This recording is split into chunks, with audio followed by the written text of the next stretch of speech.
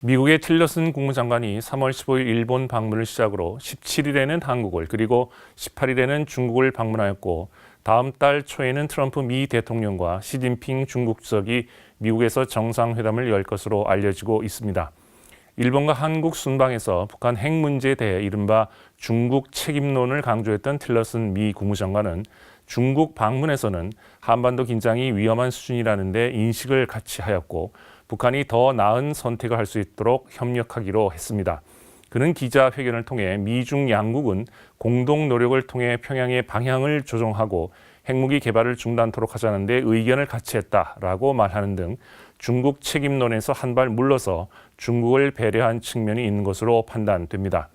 틸러슨 장관은 미국과 중국의 관계 발전과 관련해서 미국이 충돌과 대항을 피하고 상호 존중과 협력 정신에 입각하여 중국과의 관계를 발전시키고 국제사회가 직면한 도전에 공동 대응하기를 바란다라고 말했으며 이에 대해 시진핑 주석은 양국의 공통 이익이 불일치하는 것보다 훨씬 더 크게 그리고 장기적으로 전략적 각도에서 양국 관계를 보아야 한다는 점을 강조하였습니다.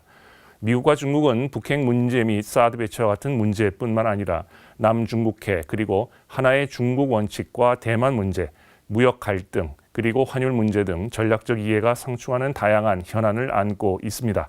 따라서 근본 외교 장관 회담에서는 양국 간의 정상회담을 앞두고 의제를 조율하는 선에서 입장을 정리한 것으로 상호 자제의 모습을 보여주었습니다.